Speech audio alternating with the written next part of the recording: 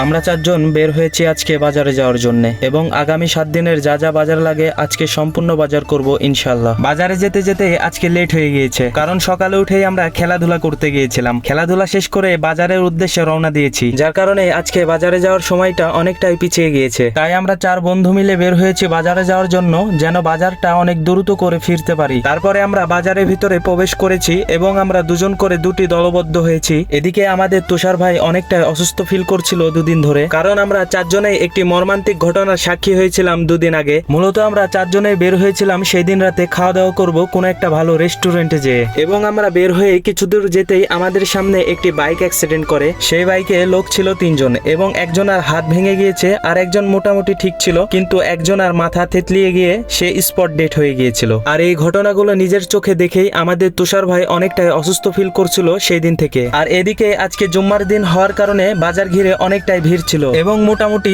অনেকটাই গরম ছিল, যার জন্য আরো বেশি অসুস্থ ফিল করছিল। সেই কারণেই তাকে তেমন একটা কাজ না দিয়ে আমার সাথে করে নিয়ে গিয়েছিলাম মাছ বাজারে মাছ কিনতে। মাছের বাজারে ঢুকে দেখি আজকে মাছের দাম অনেকটাই চওড়া। কয়েকটা দোকান ঘোরাফেরা করে দেখতেই আমাদের আরিফ ভাই এবং রনি মামার সাথে দেখা হয়ে গেল। তারা এসেছিল তাদের ফ্যামিলির জন্য বাজার করতে, আর আমরা এসেছি আমাদের মেসের জন্য বাজার করতে। তাই স্বাভাবিকভাবেই আমাদের বাজারটা করতে অনেকটাই লেট হবে এবং আমাদের বাজার করতে করতে চারিদিকে আজান দিয়ে দিয়েছিল। আমাদের মাছ মাংস কিনা শেষ, সবজির বাজারটা করেই তাড়াতাড়ি ফিরবো। তাই তাড়াতাড়ি সবজির বাজারে গেলাম এবং সবাই মিলে সবজির বাজারটা করে নিলাম, তারপরে বাসার দিকে রওনা দিলাম। আজকে এ পর্যন্তই। সবাই ভালো থাকবেন, দোয়া করবেন আমাদের জন্য। আল্লাহ হাফেজ।